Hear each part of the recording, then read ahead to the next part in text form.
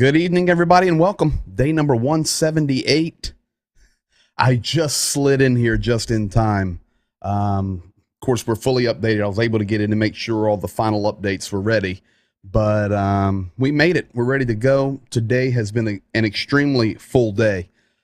Started by watching my son play a scrimmage football game. Actually started very early this morning working on this stuff here for Ukraine, and then him, and then I've been packing. I leave very soon, and my birthday's August 31. I'll be in Ukraine for that, but we're going to have a little dinner tomorrow after church. So, man, it's a job. All I know is this: you guys are a stinking amazing. More bags came today. We'll talk about that in a little while. Unbelievable amount of tourniquets and chest seals. Unbelievable. There, I wish I had all of your faces. I wish I had all of your faces with me. And when we put those things in the hands of the medics or soldiers, they would see your face. So thank you. Oh, I see y'all liking the hat. Yeah, I have 3 that are rolling. Oh, jealous of the front? You ought to see the back.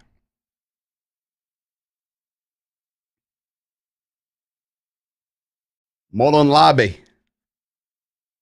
Come and take it. Anyway, welcome, guys. Thank you. We've got a full update tonight. Paul Kiss, I want one too. Where can we find a hat like that? Let me get back from Ukraine. If you guys want some hats, we'll get an order together. Now, the Said Edward Dooley, thank you. I see that. Yes, just you're going to be shipping some here. Thank you very much. Jeffrey Burnett, as always, thank you for moderating. Paul Kiss, I see you there. Slava Ukraina. Rainwater Games, what's up, buddy? Corey Davey, what's up, legend? First time watching the program. Let's go, Mr. Davey. Ricochet, welcome to you from down there in Florida. Nate Fody, checking in from Vacaville, California. JDO, welcome to you, sir. K. M. Welcome to you. We have lots of dots. We've got K. and M. Now we have R. We have R. It's awesome. What a great community. So, nice. Okay. We'll work on the hat. What's up, Mark Reimold? CZ, welcome to you. I got your message today. Very cool. Thank you. Julia Augustine, legend in the house tonight. So welcome. All right, guys, we're going to jump right in. I'm still in the that sounded bad, but yeah, I'll donate 50 for a hat. Okay. Listen, you'll get hats. You'll get hats. We can make that happen. We can make that happen. Colonel, I have a question, Colonel. Shout out to your hardworking Amazon delivery guy from Melbourne, Australia. No, that's not you. I've got something there. PG, your birthday's August 31. You'll be in surgery. Doc says he's going to make me purty. Not possible, Barry. Not possible. Not possible. It's a Saturday night, and it's time to get going. Thank you all for being here. Thank you for all you're doing. I'll give you updates on that in just a few moments. But let's get through and look at some things. Just before going online tonight, the entire nation went under air raid siren signals. You see all the dark reds. They're the kind of the bright reds, and then you see the other color reds. But basically, the entire nation is under air raid alert. And I can tell you down there in the part that is not highlighted, which would be Crimea, they also are under air raid alert. We've had some good activity down there. What's up, Ben Waldron? Welcome from Nevada. So been very busy all over the country today. So last 24-hour major activity. I try to give you all some different colors here and look at it a little different way. But in the red, there's Mykolaiv.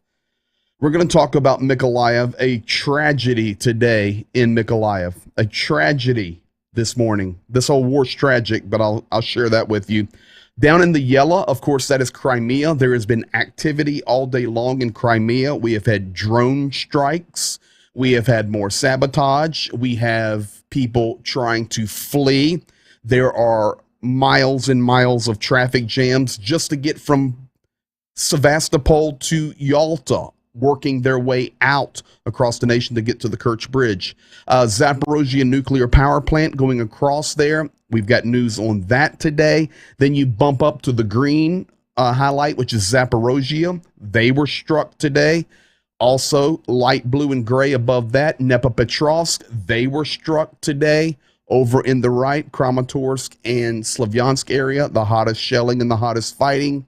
And Kharkiv in the purple.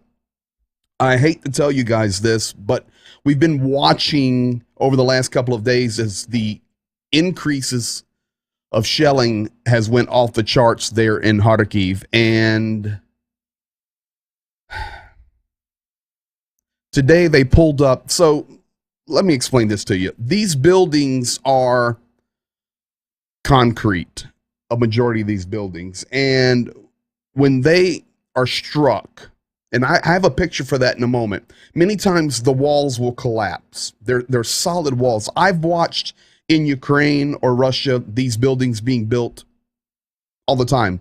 They'll lift these big walls up on these huge cranes and just slot them in. And these buildings are built with all concrete walls and floors. Pretty interesting how they do that. Very strong, very strong. But when something of this nature happens, many times you'll get like a domino effect.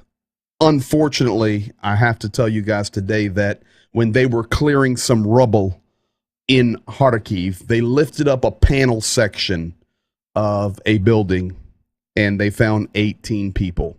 So during the shelling over the last couple of days, 18 folks evidently were holding out in a room or in an apartment building, whatever. But when they were pulling the debris, it was an unexpected discovery, of course. 18 people all huddled together, lost their lives in the shelling. Terrible. Absolutely ridiculous. Terrorism is all it is with civilian targets. Let's see here.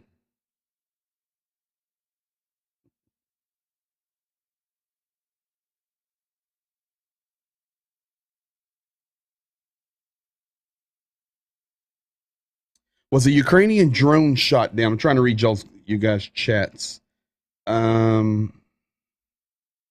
Many Ukrainian drones have been shot down, as many Russian have, but I don't have anything specific on that. What if anything can Ukraine government do to reduce air raid siren normalization behavior, ignoring the sirens? I think they're doing what they can do now by putting the heat on, and it's not only out of Kyiv, but I can also tell you that the mayors of these urban centers are blasting the airwaves. They're gonna get to where,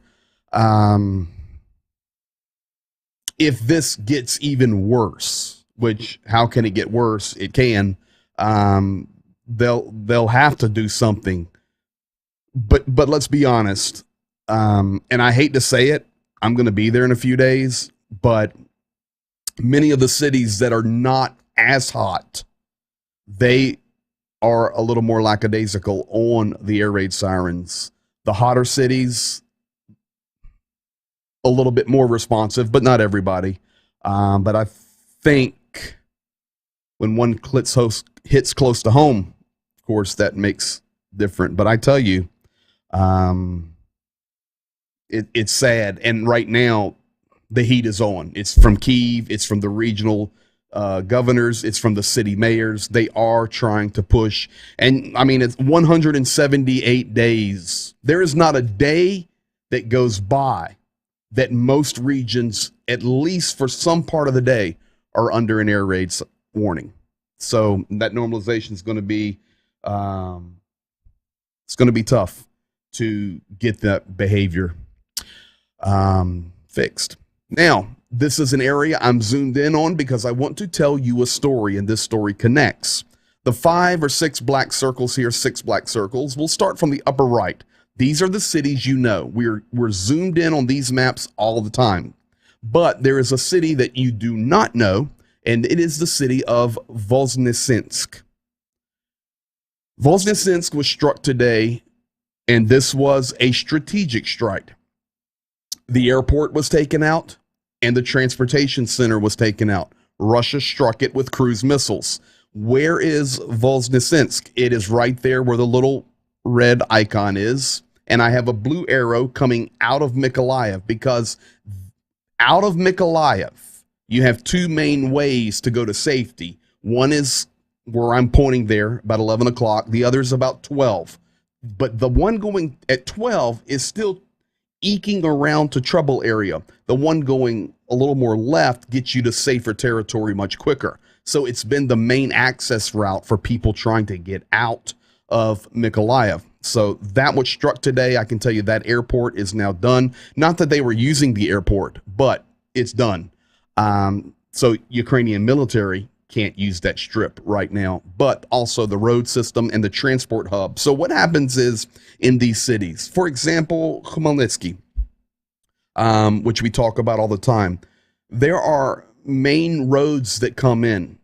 And that's it. You'll have a few main roads that come in from main directions. And if those are blocked or damaged, you're done. It's not like the United States or from whatever nation you're watching from tonight, 9:14 Eastern, 4:19 a.m. in Ukraine, or whatever time it is in the nation you're in.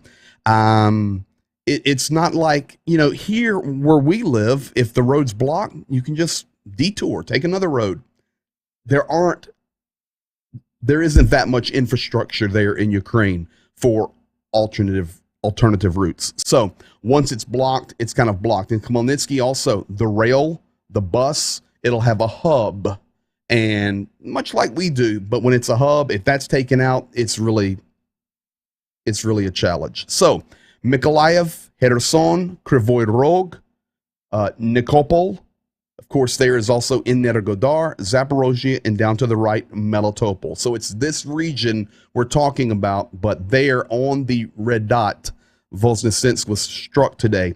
And this connects to something else that we need to talk about. The missiles that struck Voznesensk came from the Sea of Azov. They flew up over Ukraine, and they came across. They came straight over top of Zaporozhye nuclear power plant. So I have the circle here over Nikopol. It would be the right middle, little one down right at the river. Of course, there is Energodar. It flew straight over, multiple missiles, and 2 of them struck Voznesensk.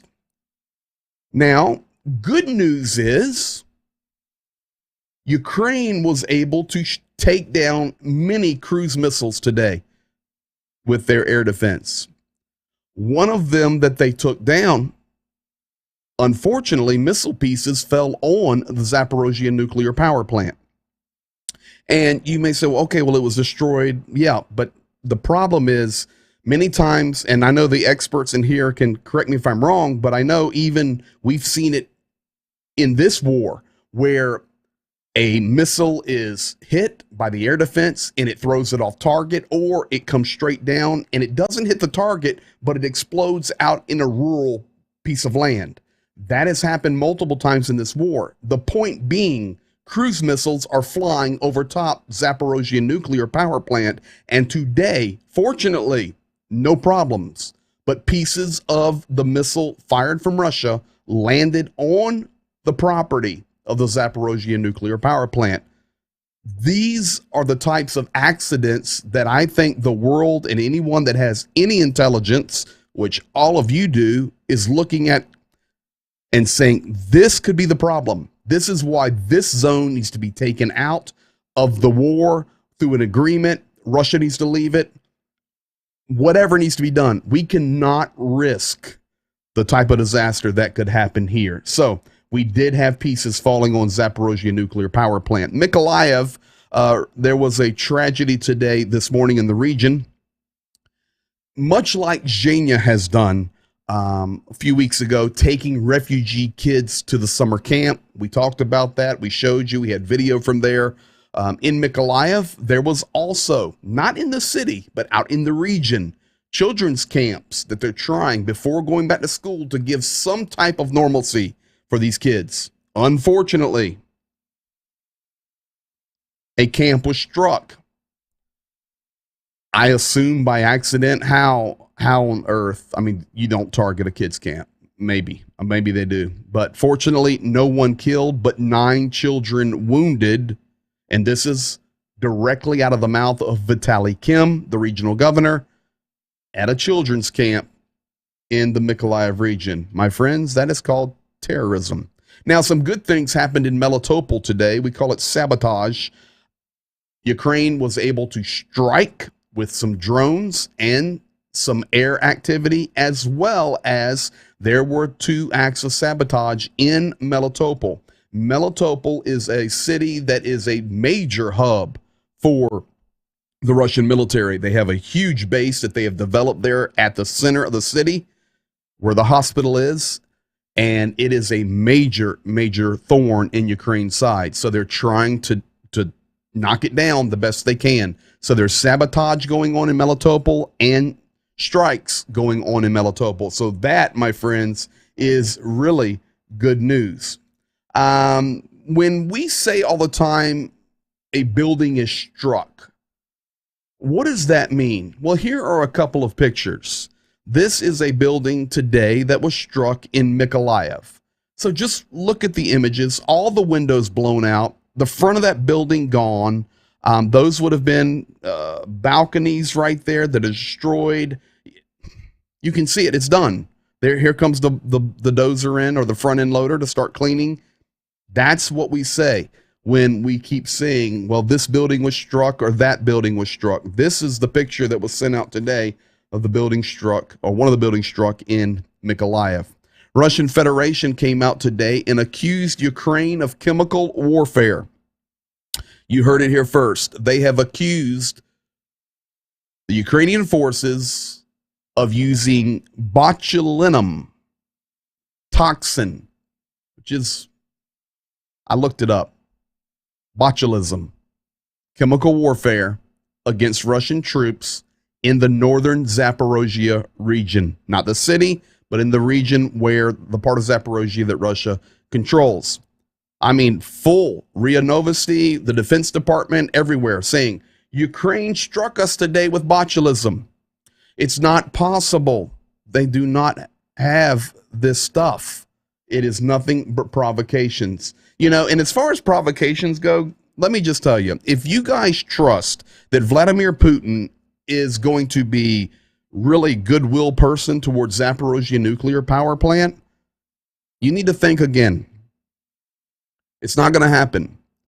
The military vehicles and the equipment is still in the power plant buildings right now. Nobody's there.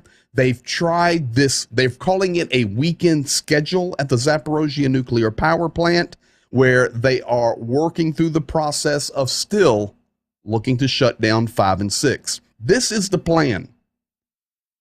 You see, if it gets shut down, oh yeah, come on in, IAEA, take a look. We're such good-natured. We're so kind and gentle and peaceful. Yes, we blow up kids' camps. We're good at it. But when it comes to this power plant, we're all about peaceful. Yeah, excuse me, we've got 4 million tons of munitions over by the reactor. It would be like the Wizard of Oz. Ignore the man behind the green screen. That's nothing. I'm telling you, don't trust anything that comes out of Vladimir Putin's mouth. Nothing. British intelligence today came in with their August 20th update, and I read these updates every day, and they said today what basically we've been saying. The war right now is at a stalemate. Russia is taking some territory. Ukraine is pushing on some territory, recovering. There is some movement in the east where they are gobbling up the ground, but it is slow.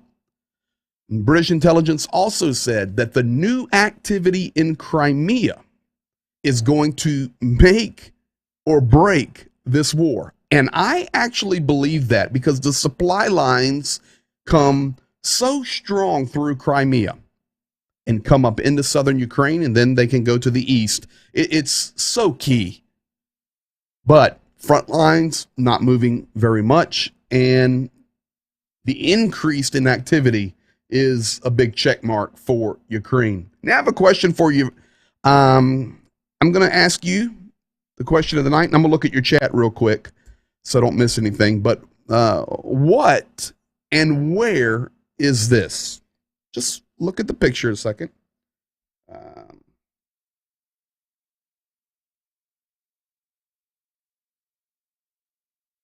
Hey, Safe Moon Scotty. I see it looks like a basketball picture there. Man, are you a Scottie Pippen fan? Ukrainian SOF and partisans are doing a great job. That's correct. That's exactly what we're talking about. Russian visa ban, very important. You're right. But it's got to be global. It has to be. We have to keep these tourists at home and let them crank up the heat.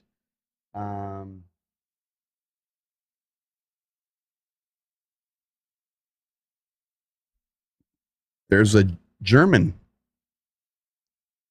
I do not believe they will revolt. They will cooperate with the regime, allowing them to leave Russia's depriving RU of whatever they would contribute to GDP. Yeah, my personal opinion, knowing this culture and speaking the language, there will be no civil war in Russia. None. Because the ones that do complain will be put in prison. And the ones that really try to make a stink, like Navalny, they'll be eliminated. That's a part of the problem. Now, what and where is this? A warehouse with aircraft repair facilities. You are correct. A10 cylinder, too small phone. No. Here we go. My friends, last night I gave you the speech of Lukashenko. I pulled out his 3 key statements where he said, we don't want to fight with Ukraine. Ukraine's not at a war. You know, it's Russia fighting against NATO and America. Ukraine's not even at war. And we definitely don't want to go to war. We don't want to do anything. We just want our children and our grandchildren to grow up normally. You remember that last night? Well, guess what? This came out today. What is this? This is a MiG repair plant. Where is it? Minsk. What are they repairing? Russian planes. Sir, Mr. Lukashenko, don't tell us that you're not in the war. Sorties are flown. Missiles are fired. Your troops today, sir, cranked up the heat with movements in the northwest corner on the border of Poland, Belarus, and Ukraine. You're repairing aircraft. You're blocking radar. You're jamming signals. You're closing airspace, but you're not involved. You are completely involved. Now, there are a lot of Belarusian people, just like there are a lot of Russian people that are good, wonderful people that do not want this war at all. But it's happening, and you cannot say that Belarus is not involved in this war. You absolutely are. Shoigu today came out and gave an update on the hypersonic. This is in Russian. I will translate it for you, but this is the hypersonic missile Zircon. We would use a Z with it, Zircon, but it's Zircon in Russian, Zircon. Shoigu came out and said they are working around the clock, 24/7, to increase production to full maximum of these hypersonic missiles. They can carry 300 to 400 kilograms worth of munitions. They fly at 10,700 kilometers per hour. That translates to 6,250 miles per hour. They have a range up to 1,000 kilometers. They are fired off of the Caliber cruise missile bays of the appropriate subs and those destroyer type ships. They can go sea to air and sea to ground. They are in mass production around the clock. Now, of course, it's nothing but propaganda and fear mongering, but we have to pay attention to it because we can't stop them. Much like Russia really struggles to stop the HIMARS, most of the, not all, but many, let me say it that way, many of the very difficult strikes on Ukraine where they've been hit even before the air raid siren went off were hypersonic missiles. I do not have the exact number that they have fired, but they have used them throughout the war. And with them increasing production, there's no reason to think that they will not crank up and use them even more. I want to update you on Donetsk. You guys know Medvedev. We follow him, the former president of Russia. He then switched places with Putin, so Putin could then come back in. He's now on the Defense Council. He's still top tier Russian leader. Basically, it's he and Putin and a few other cronies like Shoigu. Well, the guy in the middle on the left, I put a circle around him. That is his son-in-law. Today, his son-in-law was taken on tours through Mariupol, through Donetsk. He was inspecting infrastructure. He is the highest level related person to visit the Donetsk People's Republic ever. He was there today. The rumor is he's going to be the leader of this region, the governor of this region. Once the referendum takes place, Pushilin moves out, and here comes Medvedev's son-in-law. It's just a dictatorship, folks. That's all it is. But he's there, and when you see this level, you say, well, who cares? What's the big deal? Because you have to understand the culture. When you see this level, it's not just John Doe, a representative of the Kremlin that we sent down. Well, I guess that would be Igor Doe. Well, we didn't send down Igor to take a look around and to report back and to check the infrastructure. You guys realize he's in the middle and everybody's surrounding him. He's the man. That's the way it works. They sent Medvedev's son-in-law. That speaks volumes by itself. Well, what does it say? It says they're not going anywhere. It says they're going to continue with exactly what they are doing. They are planning that all of this territory is going to be Russia. And that is important because Ukraine constantly says negotiations are off the table unless 1991 borders are respected, meaning leave Lugansk, leave Donetsk, leave Kherson, leave Zaporozhye, and leave Crimea. Is it going to happen? Not voluntarily. Well, how do you know? Because Medvedev's son-in-law is walking around inspecting. And yes, that is the truth of what I'm telling you guys. Defense staff of Ukraine, of course, keeping it real. Here's their smile for today, and it comes directly from them. Early in the war, it was the Javelin, the main weapon that Ukraine had, and he's holding hands with the little ninja turtles. And it says in the translation there that we started out like this, but now you boys have grown up. And now the Javelin is, being led by the Iris and the Harpoon and the Harm and the HIMARS. This was what was put out today by the Defense Department. This is the way Ukraine communicates. You guys remember 2-3 weeks ago, I shared with you that Zelensky said, communicate the Ukrainian way. Every day since, we're seeing the Defense Department, we're seeing Podolyak, we're seeing these leaders that have vocal statements that they make for speaking for the nation, doing exactly. That is pure Ukrainian culture right there, and they're slapping it hard. We are getting ready to roll. Let me check some chat here, and then I got a couple last things to share with you here. Oh, you guys are rolling. Son-in-law is in the family business of government. That's exactly right. Are you going to fit these missiles? The Black Sea fleet isn't safe to dock. That's correct. Putin securely backed in Russia. Repression said to be worse than KGB. Let's go here. Repression is said to be worse than the KGB, more like Stalin. ZNPP is consensual and could cause Europe to be destabilized. Putin only wants to secure his power and legacy. No question. You know, guys, if you think about it, it seems very logical that in the planning of this war, that this power plant was a part of their strategy to get it quickly, get control of it, load it up with weapons, and use it for their benefit. And I think that's exactly what we are seeing. Julia Augustine, I know. Don't you just love it? I like the way they communicate. I do too. All right, guys, last couple of things for you tonight. We, working with Zhenya, were able to get our press credentials, press passes, and it's actually legitimate, real ones. So a lot of that is happening behind the scenes. So I've got full press pass coverage, meaning we can do what we need to do. And the guy going with me as full press security services,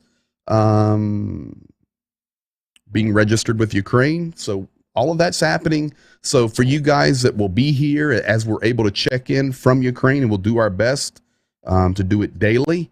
There will be days that we'll have to be blacked out.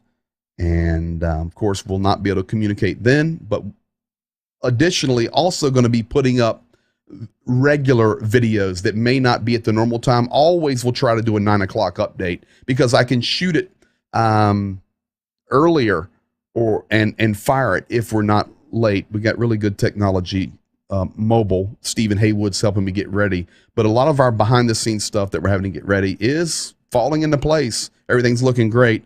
And finally, last thing for tonight, the title of the program was Medical Response to the Need is Overwhelming.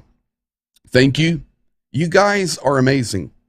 I mean, it just keeps coming. Today, we loaded 30 pounds of tourniquets. Just think about that. You guys that are medical, you know how much those tourniquets weigh. Nothing, ounces. Loaded 30 pounds of tourniquets. Got so many chest seals. But here's the cool thing. You guys, many of you, you've put a little message in the package. This one was enjoy your gift from Carol Moore. This one was from Colleen Geiger. Thank you for everything you do. And here's a really cool one. This one, I want to frame this one. I know we have a lot of Aussies that watch, but this is the power of a good community of which we all are a part of. And it's growing, folks. It's growing. Good day, Greg. Greetings from Sydney, Australia. Hopefully this makes the difference for someone injured in Ukraine.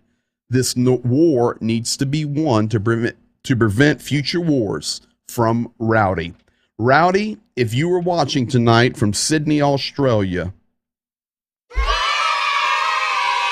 thank you for being a part of this. We've received tourniquets and chest seals from all over the United States, Australia, Great Britain, Canada, Germany. They're coming from everywhere. Thank you. They're loaded. We're still loading. And everyone that gets here by Tuesday will be taken. I had others contact me during the week. It sent me some private messages and said, listen, I want to send some other stuff, or I like this better. But if it doesn't get to you by the time you leave, will it get there? Absolutely. Anything that comes in will get there. So we have backup plan 2 that we would send it down to my security guy that leaves 4 days after me and will meet me in Warsaw. And if that doesn't work, folks, we will put a box together and ship it straight to Poland. We've got tons of guys living there in Poland. We'll get it to them. And of course, they'll get it to Zhenya in the future. So keep doing it. And looks like we're going to be working on a hat project too. Hey, it's Saturday night. Great update. You're fully updated. And what can we say? Thank you. Continue to pray for Ukraine. We're working very hard in preparation for everything that's getting ready to go down. And you are a part of it. A phenomenal part of it. So from our heart to yours, thank you. Peace to you. Peace to Ukraine. We'll see you in 23 hours with the next update. Be blessed.